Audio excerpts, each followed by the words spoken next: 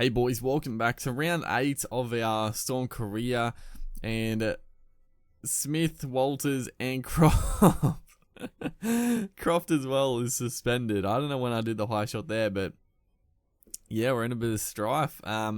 Taking on the Titans, who are in 7th spot. They did start the season very well. They weren't undefeated for, I think, like five games, maybe 4 or 5, but they've dropped back to the pack a little bit. We're in 13th spot. I mean, it's 1 or 2 wins either side of the top 8, so it's not a huge deal. As you see, Scott Drinkwater comes into the team. Brandon Smith, dummy half, and who is our utility player? We've actually just gone with the 4 big boppers. There wasn't really anyone to choose from, so that's what I decided to go with. As we look at the Titans outfit, it's a pretty good team. I don't know about the on game; it's a little strange, but in real life, they've got some good things going for them this year. But hopefully, it's gonna be a tough one. I think generally, even though the Titans are going pretty well on the game, they're definitely a team we would hopefully win against. But some big names out, some very big names out. It's a new look spine. It's a lot of our young up and comers. So yeah, it's gonna be a test for us. As last Sagalia, Jai Arrow takes it and he almost gets the try. I would have been salty about that one on last play, but thankfully we roll him over, hold him up. Unfortunately, Curtis Scott just tries to take a little dart out dummy half and gets absolutely met right there from the number 11. I think that's bloody Bryce Cartwright of all players to put the big shot on, but it is what it is. As Jai Arrow almost gets to the line, and I had to give away the penalty.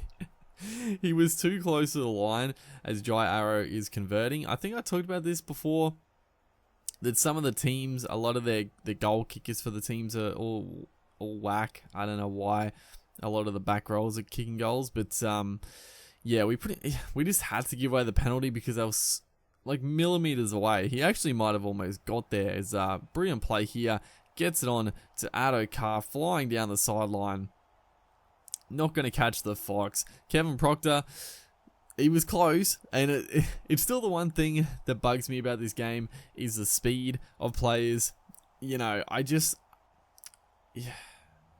Everyone is just a little bit too samey in this game. That's an issue, because you get caught a lot of times, even with Adokar, he must be like 99s in speed, if not acceleration as well.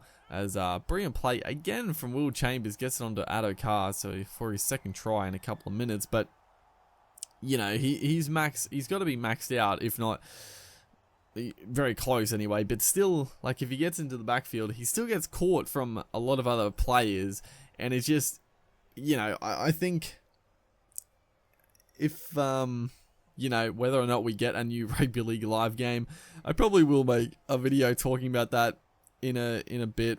It might come out before this video, it might come out after, I'm not too sure, but there's some things to talk about.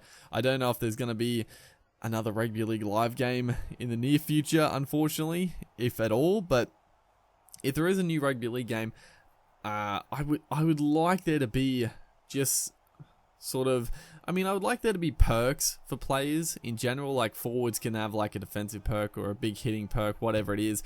But for wingers and the fastest players on the team, just give them a speed perk, and that way they have they're just quicker than other players like Adokar, Roberts.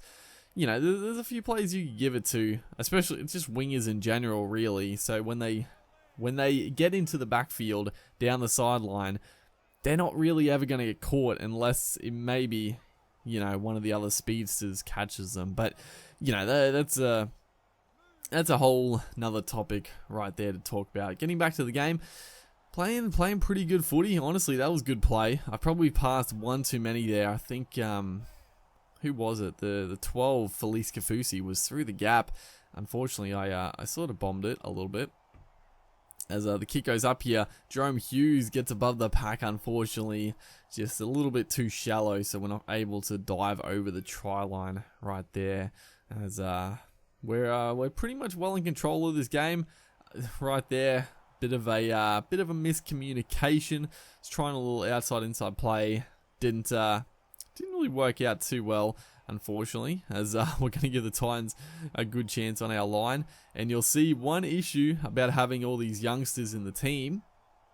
You know, we're playing very well, but the fatigue on a lot of our players is getting a little bit low, as Ash Taylor is going to barge his way over for a try.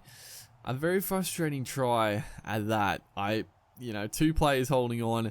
The tackle should have been made, but, he obviously just wanted a little bit more. And it brings the Titans well back into this game. Only 4 points to deficit. And after last game, I was a little bit worried. As you see, I was talking about the fatigue. Jerome Hughes is injured. That's not good. That's not good at all. I was trying to make the subs on the fly here. It's a little bit tricky. Trying to work out the backs. So I decided just to go onto the menu and switch them around. Put Adokar actually at the back there. Put Curtis Scott. I was mucking around trying to work it out because I didn't really have because we don't really have a utility on the bench. It was a lot of little tweaking to get to get a decent looking team. There is only like 10 or so minutes left, or under 10 minutes now, but yeah, it was a bit of a nightmare, honestly. So that's the problem. And I've talked about that being a problem as well, the fatigue of players, because like your backs and stuff shouldn't be getting that fatigue. It just makes no sense. Like it doesn't happen in real life. Like, yeah, a player might get fatigued, like playing in the outside backs, but they're not going to get that fatigued that they're not going to be able to like play. Like they get injured, or they got to be subbed out. Like your backs play the whole game, but it's the video game. It's a bit frustrating, but I always find it's like in the first season it's worse, and then the second season, as Roddy AJ Brimson made the break, oh man, I thought for a second he was going to streak away and score and absolutely break our hearts in this game. And you'll see Jerome Hughes is still on the field. He obviously didn't get subbed off. I don't know what the heck happened to the subs, but he's still on there. He's putting in the effort. He's playing in the front line, which is not good. Just couldn't believe it. But we do get the win, 12-8. Breaking the loss there with the young team. Hopefully you guys enjoyed. Make sure to like, and I'll see you in the next one.